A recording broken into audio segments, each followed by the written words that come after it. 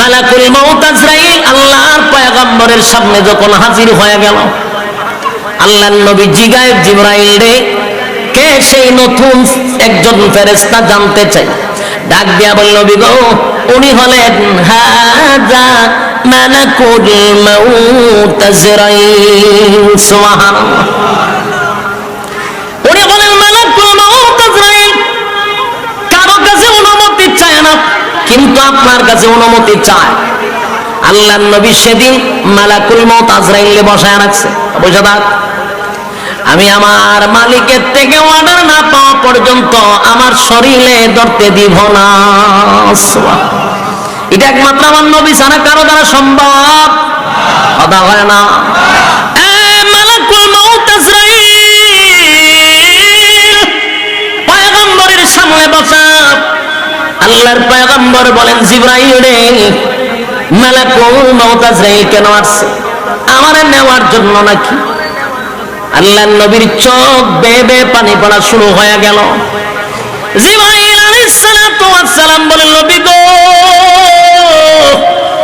আল্লাহর পরে যার সম্মান গো নবী, এই পৃথিবীতে আপনার থেকে সম্মানী আল্লাহ অতীতে কাউরে পাঠায় নাই, ভবিষ্যতেও পাঠাবে না। এখন নবীজি, আজরাইলের নাম শোনার পরে আপনি কেন কাঁদলেন? এই দুনিয়ার জন্য আপনার মায়া হয়, এই জন্য কাঁদলেন। নবী ইশারা দিলেন, না জিবরাইল না। জিবরাইল আলাইহিস সালাতু ওয়াস সালাম বলেন, নবী গো, বুঝতে পেরেছি আপনার কলিজার টুকরা ফাতেমার জন্য আপনার মায়া হয়, এই জন্য বলছি কাঁদবেন। নবী ইশারা দেন, না জিবরাইল, আমার ফাতেমার জন্য আমি কাঁদি না, কারণ আমার আল্লাহ ঘোষণা দিয়েছে, ফাতেমাতু সাইয়্যিদাতু নিসাই আহলিল জান্নাহ, ফাতেমা তো জান্নাতের সমস্ত নারীদের সর্দারনি হবে। কেন রে আমি ফাতেমার জন্য কাঁদব?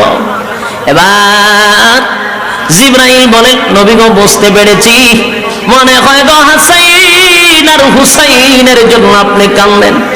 আল্লাহর নবী বলেন, না রে জিবরাইল, আল হাসান ওয়াল হুসাইন সাইয়্যিদা শাবাবি আহলিল জান্নাহ।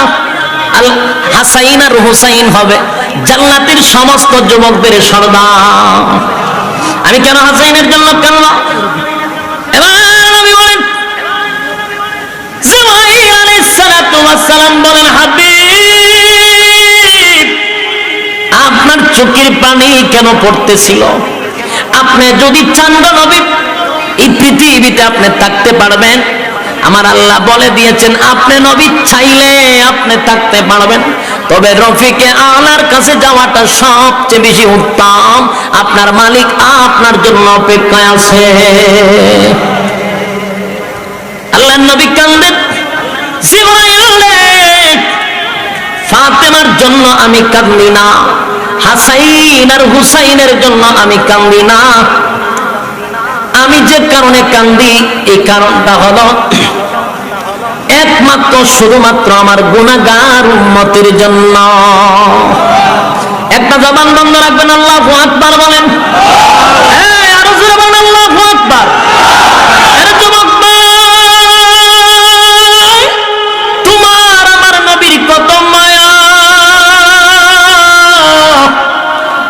আজরাইলের সামনে, মালাকুল মউতের সামনে দুনিয়া থেকে যেদিন চিরবিদায় হয়ে যাবে, চিরবিদায় নিয়ে যাবে, স্ত্রীর জন্য কাঁদলেন না, সন্তানের জন্য কাঁদলেন না, নাতির জন্য কাঁদলেন না, কাঁদলেন শুধুমাত্র গুনাহগার উম্মতের জন্য। কত মায়া, নবীর কত মায়া গো, উম্মতের প্রতি নবীর কত মায়া ছিল। জিবরাইল বলে, নবী গো, তাই বুঝি? কেন কাঁদেন? উম্মতের কি সমস্যা? বলে, জিবরাইল শোন, আমার মালিক আমারে ঘোষণা দিছিল, যতদিন আমি নবী জমিনে থাকবো, আমার উম্মতরে আমার আল্লাহ গজব দিবে না। একসাথে গজব দিয়ে আল্লাহ ধ্বংস করবে না। অন্যান্য নবীদের মতো আমার উম্মতকে আল্লাহ একসাথে ধ্বংস করবে না। কিন্তু আমি যদি এখন চলে যাই, আমার উম্মত যদি গুনাহ করে, কোন নবী আসবে না, উম্মতের কাছে কোন নবী আসবে না। উম্মত পথহারা হইয়া গুনাহ করবে, আমার আল্লাহ রাগান্বিত হইয়া যদি অন্যান্য উম্মতের মতো আমার উম্মতকে ধ্বংস করে দেয়, সেই ব্যথায় ব্যথিত হইয়া আমি নবী কান্দি। নবীর চোখের পানি পড়তেছিল। যুবক ভাই, মালাকুল মউত আজরাইল কিন্তু বসা, একমাত্র মালাকুল মউত আজরাইল নবী ছাড়া কারো কাছে অনুমতি চায় নাই। এবার আল্লাহ ডাক দিয়া বলেন, জিবরাইল রে, আমার বন্ধুর কান্না আমি আল্লাহ বরদাস্ত করতে পারি না, আমি সহ্য করতে পারি না। আমার বন্ধুর কান্না বরদাস্ত করতে পারি না। বন্ধুরে সুসংবাদ জানায়া দে, বন্ধুর কানে কানে খবর পৌঁছায়া দে। এতদিন আমার বন্ধু দুনিয়ায় উম্মতের জিম্মাদার ছিল, আজকে বন্ধু রফিকে আলার কাছে চলে আসবে, বন্ধু বন্ধুর কাছে আসবে। আমি বন্ধুরে বিদায়ের সময় চোখের পানি দেখতে চাই না। আমি আল্লাহ ওয়াদার দিলাম, ঘোষণা দিয়া দিলাম, আমার বন্ধু বিদায় হওয়ার পরে কিয়ামত পর্যন্ত আমি আল্লাহ বন্ধুর উম্মতের জিম্মাদার হয়ে গেলাম। একটা জবান বন্ধ রাখবেন না, আল্লাহু আকবার। আর জোরে বলেন আল্লাহু আকবার, আর জোরে বলেন আল্লাহু আকবার। আমার নবীর কত মায়া, এ চান্দিনাবাসী শুনে রাখেন, আমার নবীর সেই আবদারের কারণে আজকে জমিনের মধ্যে আল্লাহর বিরোধিতা করার কোনো টাকা পড়ে না, গুনাহ করার পর আল্লাহ ধ্বংস করে না। নবীর মায়ার কারণে আমরা বেঁচে গেলাম। আমার জাগাত মেরা বলাই দিত, কিন্তু নবী না দোয়া করছে, আমার উম্মতকে আপনি ধ্বংস কইরেন না। সেই কারণে আজকে আমরা গুনাহ করার পরও কিন্তু আমাদেরকে ধ্বংস করা হয় না। এটা একমাত্র নবীর অবদান। আল্লাহর পয়গম্বর আল্লাহর কাছে এটা ছায়া নিছে, আমার উম্মতরা আপনি একসাথে ধ্বংস কইরেন না। যুবক ভাইরা আমার, যেই কথাটা বলতেছিলাম, এই মালাকুল মউত আজরাইল এমন একজন ফেরেশতা, কারো কাছে অনুমতি চায় না। এবার নবী মুস্কি হাসি দিয়া বললেন, জিবরাইল রে, আমার আর কোনো দুঃখ নাই, আমার কোনো দুঃখ নাই। আমার উম্মতের জিম্মাদার যেহেতু আমার আল্লাহ নিজেই হয়ে গেল, আমার আর কোনো কষ্ট নাই। এবার মালাকুল মউত আজরাইল আমার রূহ নিতে পারে। মালাকুল মউত আজরাইল আল্লাহর পয়গম্বরের বুক বরাবর সিনার উপরে যখন হাতটা রাখলো, আল্লাহর নবী বলেন, যেই মাত্র মালাকুল মউত আজরাইল নবীর সিনার উপরে হাতটা রাখলো, সিনা মোবারকের উপর, আল্লাহর নবী বলেন, আরে মালাকুল মউত আজরাইল কি রাখলে আমার বুকের উপরে? নবী গো, আমার হাতটা রাখছি। আল্লাহর নবী বলেন, না, আমি মনে করেছি উহুদ পাহাড় আমার বুকে রেখে দিয়েছি। যুবক বালিশের সঙ্গে একটু মাথা লাগাইয়া আপনি ঘুমানোর সময় চিন্তা করবেন, আল্লাহর পরে যার সম্মান, সমস্ত নবীকুলের সম্রাট, নবীদের নবী, রাসূলদের রাসূল, কিয়ামতের ময়দানে যিনি সুপারিশকারী হবেন, আমার নবীর আগে কোন নবী জান্নাতে প্রবেশ করতে পারবে না। আমার নবীর উম্মতের আগে কোন নবীর উম্মত জান্নাতে প্রবেশ করতে পারবে না। এত পাওয়ারফুল একজন নবী, দুনো জাহানের বাদশা যিনাকে বানায়া দিলেন, সেই নবী মালাকুল মউত আজরাইলকে বলেন, আমি বুঝতেছি উহুদ পাহাড়টা আমার সিনার মধ্যে রেখে দিলি। আম্মা জানা বলেন, আমি একবার হাবিবে কিবরিয়ার দিকে তাকাইলাম, আমি তাকায়া দেখি নবীর প্রত্যেকটা পশম মুবারক থেকে গা মুবারক বাহির হয়ে গেছে। নবী পাগুলি একবার সোজা করেন, আর একবার নবী পাগুলি গুছাচ্ছিলেন। বোঝা যাচ্ছিল নবী যেন চাপটি শুরু করছে, নবী যেন শ্বাস পালাইতে কষ্ট হয়, এত চাপ বুকের মধ্যে। আল্লাহ সুন্দর করতো না, পৃথিবীটা এত সুন্দর করে সাজাইতো না। বন্ধুর জন্য আল্লাহ দুরজাহানের বাদশা বানাইছে। সেই পয়গম্বরের বুকের উপরে মালাকুল মউত আজরাইলের হাত রাখার পরে নবী যদি বলে, উহুদ পাহাড়ের মতো এত কষ্ট আমার কেন লাগতেছে? মালাকুল মউত আজরাইল বল, আমার উম্মতের সাথে কেমন আচরণ করবি? আমি নবীর যদি এত কষ্ট হয় রে, আমার উম্মতের কেমন হবে? মালাকুল মউত আজরাইল বলে, নবী গো, আল্লাহর সৃষ্টির পরে আমি জিন্দেগিতে যত রূহ কবজ করছি, নবীজি কারো কাছে আমি আজরাইল অনুমতি নিতে হয় না, কারো ঘরে ঢুকতে আমার কোনো প্রবেশ লাগে না। আর জিন্দেগিতে আমি যত রূহ নিয়েছি, এত আদমের সাথে, এত তাজিমের সাথে আমি কারো রূহ বাহির করি নাই। আমি আপনার রূহ বাহির করতে আসছি এমন আদবের সাথে, এমন তাজিমের সাথে। আমার জিন্দেগিতে আর কোনোদিন এমন ভাবে রূহ বাহির করি নাই গো নবী। আর এত ইহসানের সাথে রূহটা বাহির হবে যা কোনো মানুষের রূহ এমন ভাবে বাহির হয় নাই, কোনো নবী রাসূলগণের রূহ এত আরামে বাহির হয় নাই। আমি শুধু আপনাদের কাছে জানতে চাই, সবচেয়ে একেবারে কমল ভাবে ইহসানের সাথে আমার নবীর রূহ বাহির করলো।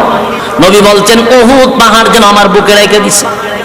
আর আমাদের মতো গুনাহগার উম্মতের কি অবস্থাটা হবে একটু কি আপনি আমি চিন্তা করছি? মরতে তো হবে, এটা কি অস্বীকার করা যাবে? হ্যাঁ, কথা বলেন। আরে যুবক,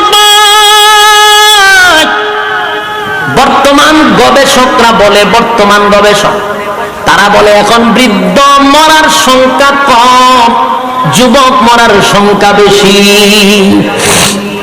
যেভাবে ঠিক করেছেন বোঝা যায় আমি মিথ্যা কইছি। রিপোর্ট দেখেন, গবেষণা যারা করে এদেরকে জিজ্ঞাসা করে, বেশিরভাগ এখন যুবক মরে, বৃদ্ধ মরে কম। হঠাৎ মৃত্যুর সংখ্যা বেড়ে গেছে, স্ট্রোক করা মরার সংখ্যা বেড়ে গেছে, ব্রেন স্ট্রোক করার মরা বেড়ে গেছে, হার্ট ব্লক হয়ে মারার সংখ্যা বেড়ে গেছে। বাস্তব না বাস্তব? আগে এরকম ছিল? ব্রেন স্ট্রোক কারে কয় নাকি চিন্তাই না আগে? এখন হচ্ছে না, রোগ দেয়া মানুষ মারা যায় গো। তাহলে যুবক ভাইদের উদ্দেশ্যে আজকে আমার কথা হলো, বৃদ্ধ মরে কম, যুবক মরে বেশি।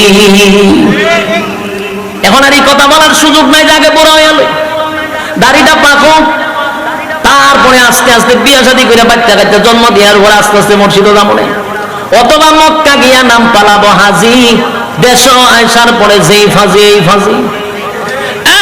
যুবক ভাই, সিদ্ধান্ত নিতে হবে দুনিয়ায় তাইকা কোথায়? টার্গেট হলো কোথায়? জান্নাত হলো টার্গেট, সিদ্ধান্ত হলো দুনিয়া। যদি সিদ্ধান্ত দুনিয়া নেই, টার্গেট আমার ফিলাপ হবে। কথা বলেন, এটা কি বৃদ্ধকালে না যৌবন কালে? এই জন্য বলি যৌবন কালটা কাজে লাগাইতে হবে। যৌবন কালটা আমার আল্লাহর কাছে বড় দামি গো, দুনিয়ার কাছে যৌবন কালটা বড় দামি। যৌবন কাল যদি মালিকরে দিয়া দেই, আমার আল্লাহ বলেন আমি তোরে জান্নাত দিয়া দিব। সুবহানাল্লাহ। যুবক ভাইরা আমার, এবার আসুন, তাহলে প্রথম নাম্বার কথা হলো এই পৃথিবীতে থাকার কোন সিস্টেম যদি থাকতো, আমার নবী থাকতে পারতো, কথা কোন ঠিক। আর ক্ষমতা দিয়া যদি কেউ থাকতে পারতো, ফেরাউন না থাকতো। ক্ষমতা দিয়া থাকলে নমরুদ না থাকতো। নমরুদ ছিল গোটা পৃথিবীর বাদশা। বাংলাদেশ না গোটা পৃথিবী? গোটা পৃথিবীর বাদশা ছিল নমরুদ। ক্ষমতা কম ছিল না, তীর মারছে আল্লাহরে মারার জন্য, নাউজুবিল্লাহ। এমন ক্ষমতা পাইছে, আল্লাহরে মেরে নাউজুবিল্লাহ। তীর মারছে, আল্লাহ কয় ফেরেশতারে তীরের মধ্যে একটু রক্ত লাগায়া দে, নমরুদের মনের আশা পূর্ণ হয়ে যাক। তীরের মধ্যে রক্ত দিকে আল্লাহ পানি শুরু করছে, ডিজে গানের আয়োজন করছে, ডান্স ডান্স দেওয়া শুরু করছে। জিগায় তো নাচেন কা, পাল্লা মেরে লেছি, নাউজুবিল্লাহ। বলুন তো দেখি, নমরুদ দায় এত ক্ষমতার পরে থাকতে পারছে? আল্লাহ কয় শেষের সাইজ করছি জুতা দিয়া। শেষে আমি সাইজ করছি জুতা দিয়া। উসিলা ছিল প্রতিবন্ধী একটা মশা দিয়া, বালা বংশের কোন মশা না, ল্যাংরা আতুল্লুলা প্রতিবন্ধী বাতাবাইতে এরকম মশা। এটারে নিয়ে আল্লাহ না খেটা ঢুকাইয়া ব্রেনও ঢুকাইছে, এখানে ইনজেকশন মারছে। আর উপর দিয়া জুতা দা বাইরেতে বাইরেতে আমার আল্লাহ নমরুদ দ্বারা শেষ করছে। ঠিক নেই? ফেরাউন না দুই পা উপরে দিত দিয়া পাহাড়ের নিচে গিয়া হাত তুললা কইতো, মালিক রে আমি জানি তুমি হইলা খোদা, আমি হইলাম হুদা। ফেরাউন স্বীকার করত, আরে মালিক আমি কোন খোদা খোদা না, আমি যে খোদা এটা আমি বালা কইরা জানি। এখন আমার খোদা মানুষে বললে আমার বড় ভালো লাগে, কিন্তু আমি যে খোদা দাবি করছি আমার বান্দাগুলি আইছে বৃষ্টি দেওয়ার জন্য। ফেরাউন বৃষ্টি দিতে পারবো? বান্দাগুলো কয় খোদা ওকে তাড়াতাড়ি বৃষ্টি দেন, জমি টমি সব শেষ। ফেরাউন আর 12টা বাজে গেছে। রাত্রের বেলা দৌড়াইয়া পাহাড়ের চিপায় গিয়া কয় মালিক রে ধরা খাইয়া লাইছি। বহু বেটাগিরি দেখা ইসলাম। এখন বান্দা আছে বৃষ্টির জন্য, আমি বৃষ্টি দিব কই থেকে? নীল নদীর পানি শুকায়া গেছে, কোথা থেকে পানি দিব? আল্লাহ জানি গো তুমি খোদা, আমি হইলাম খোদা, তবে দুনিয়াতে আমারে খোদা বানায়া দাও, পরকালে যা মনে চায় তাই ইচ্ছা মতে সাইজ করে লাও। সাথে সাথে আল্লাহ নীল নদ পুরাটা পানি ভরপুর করে দিছে, বৃষ্টিও শুরু হয়েছে। এর কিছুক্ষণ পরে পাহাড়ে রাখতে গেছে তো আজকে মানুষের বেশে এক লোক একটু কারণ সাহস তো কম না, আমি বাদশা, কিন্তু পরিচয় দিলে তো লজ্জা। রাত রাত করে আপনি কেন কিতা করে? লজ্জা নেই? বাদশাকে পরিচয় দিচ্ছেন, এখন কি সমস্যা? আমার একটা বিচার করে দেন। বিচার করতাম আমার আমার খবর যা, আমার অবস্থা খুব খারাপ, নীল নদ পানি নাই, বৃষ্টি নাই, ক্ষুধা দাবি করছি, আমার অবস্থা খুব খারাপ, তুই বিচার করে দিতাম। সামনে তো ছায়া দেখে নীল নদ পানিয়ে ভরপুর, বৃষ্টিও পড়তেছে, মনটা ফ্রেশ হয়েছে নি বিচার কিতা করতাম যা কই তখন তাও মনটা আমার খুব ভালো। আচ্ছা কোন চা যেই গুলাম তার মালিকের সব কিছু বুক করলো, মালিক তারে সব দিল, কিন্তু গুলাম সব খাওয়ার পরে মালিকের কৃতজ্ঞতা প্রকাশ করলো না, তার বিচারটা কেমন হওয়া দরকার? কয় সময় আমার কে কয় কথা হয় না, সময় মারণ দরকার। ওই আগন্তুক ফেরেশতা বলেন ঠিক আছে, এই কথাটা না কাগজে লিখে দিয়ে দেন, খুশির ছুটে কাগজে লিখে দিছে। মালিকের গোলামি যে করলো না সবকিছু খাইয়া, সবকিছু দেওয়ার পরে এর সুবাইয়া মারা দরকার, লিখে দিছে গেছে। যেদিন ফেরাউনের আল্লাহ সাইজ করে মুসা নবীর সাথে লাগছিল, নীল নদ ফালা এখন পানির তলে নিচে এক কালেমা পড়তে চায়, তখন তার কাছে জিব্রাইল একটা কাগজ দিছে, রে চিনছত নি লেখার লেখা, ওটা আমার লেখা, কিতা লেখা? সুবাইয়া মারা, তোর যুক্তি অনুযায়ী তোর সুবাইয়া মারতে জি, তুই লিখে দিস না? মালিকের নিয়ামত পাওয়ার পরে যারা কৃতজ্ঞতা প্রকাশ করে না, এরা কেমনে মারণ? তুই লিখতে দিছস সুবাইয়া মারণ, এখন তোর সুবাইয়া মারণ। ফেরাউনের কথা অনুযায়ী সুবাইতে সুবাইতে নীল নদ, এরপরে নিচ থেকে কাদা আইনের মুখে ঢুকাই দিছে, কালিমা যত না পড়তে পারে। বলুন ক্ষমতা দেখায় পৃথিবীতে কেউ টিকতে পারছে?